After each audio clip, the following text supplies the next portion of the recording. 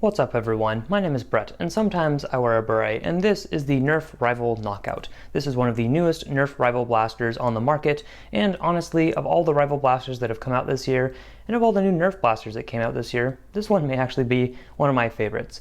Let's talk about why that is. Let's talk about if this is worth your money, if you see it in stores. It is currently 10 United States dollars. I picked this up myself, and let's just jump into it. Claims 80 feet per second on the box, so it is claiming to be a little lower powered than some other Rival blasters on the market, but I think they're actually undercutting themselves this time, so interesting.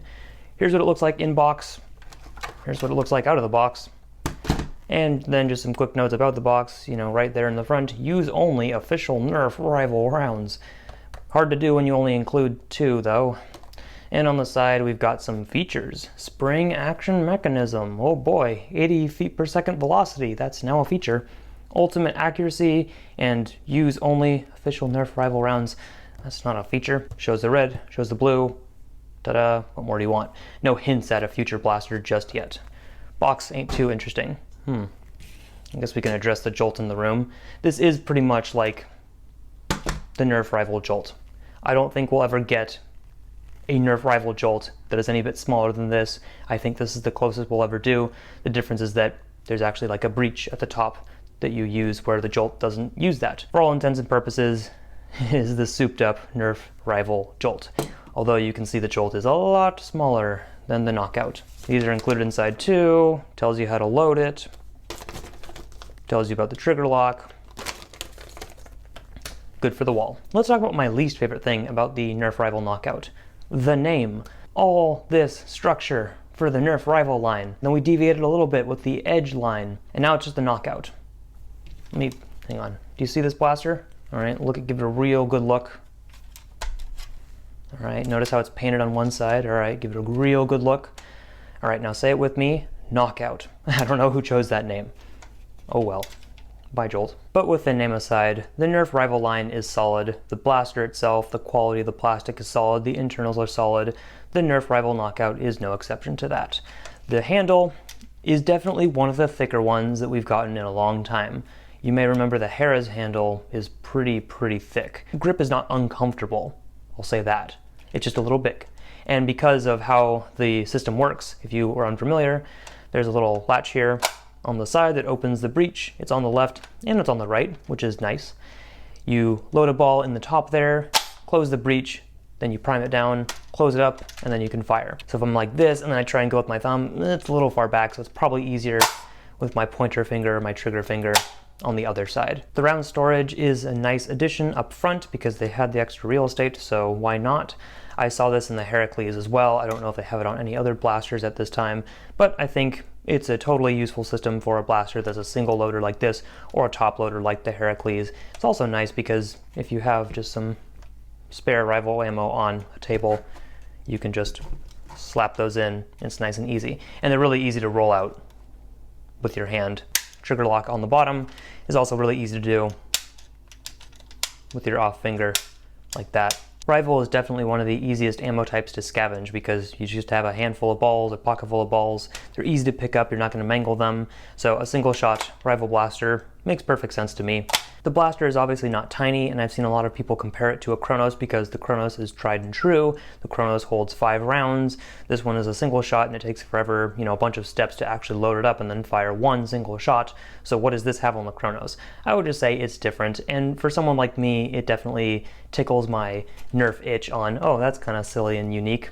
I'd run around with that. The Chronos is probably a lot more practical, and there's a lot you can do with the Chronos. The Chronos has been discounted a lot now that it's been around for a while. So this one being $10 and the Chronos sometimes being, retail 20, but sometimes 15, sometimes even Black Friday like 7. I know, it's hard to justify this over a Chronos. It's still a solid blaster, but let's see if it actually gets its 80 feet per second claims with some chronograph tests. First off, let's see what my Jolt is doing. 65. Really, buddy? You're doing that much? 58. 63. So I've got 1, 2, 3, 4, 5 standard Nerf Rival rounds that I'll test through this blaster, but I've also got some Proton rounds in, blue beret, the best color. Some say the only color that you can buy from Out of Darts and Foam Blast. And then I've also got some, what are these? Tactical Strike balls from Dart Zone.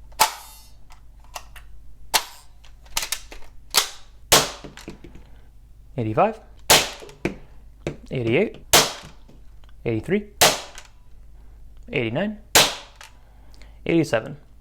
So that is definitely over the 80 FPS claims. Normally Hasbro always oversells, and this time they're actually undercutting themselves. I think 90 FPS would have actually been a little bit closer. But hey, no complaints here, guys. You're doing great. Let's try the Tactical Strike rounds. 80, 83, 83, 65. I skimmed the side of that one. Whoops. 79. That one hit me square in the chest. So a slight decrease in performance with these, but maybe 5 FPS. Nothing too notable. Let's try some blue proton rounds. 81, 83, 82, 83, and 88. Respectable performance. Having operated it now for a couple hundred shots, you know, just shooting it around here and there, it definitely gets faster to do because you think, oh, how many steps are there to fire this thing? 1, 2, 3, 4, 5, 6. That takes forever, bud. Instead of just loading, you know, a bunch of rival rounds and then back, forth, fire, or just dump them into a hopper and spray and pray. Different kinds of blasters, obviously. This is a very simple but unique blaster that I'm glad they made. This will definitely have a place for tinkerers, for players. For me, perfect. I'd love to play with this one in a game. Let's do that. Whoop. Here we go, guys. Here we go.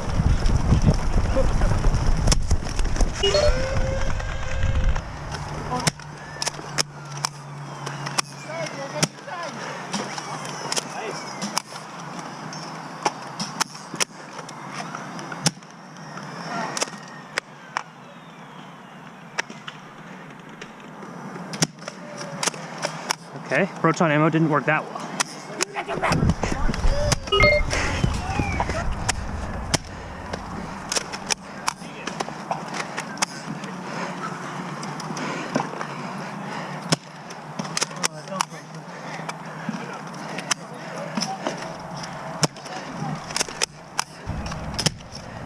Back.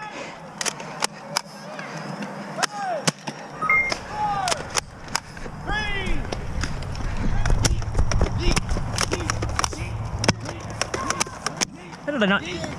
Gotcha. Gotcha.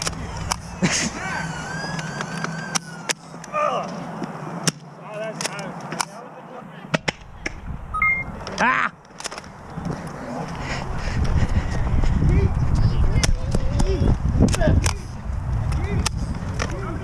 Back up! Very sharp with the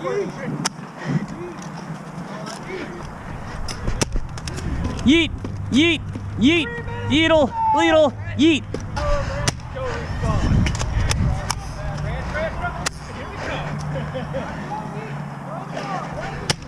Oh, shit.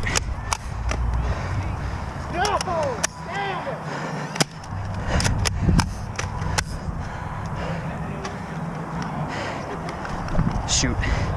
Yeah, FDL on that side. Pinned.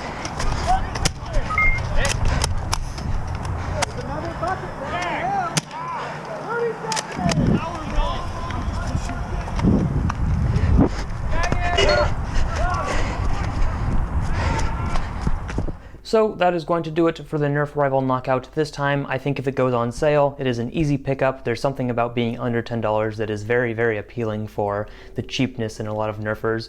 But at the same time, you know, you don't need to get this. Obviously, there are much more practical rival blasters out there, and you can get into, you know, what is the perfect rival blaster? What is the perfect blaster that fires rival rounds? Is it a hopper-fed blaster or is it a magazine one?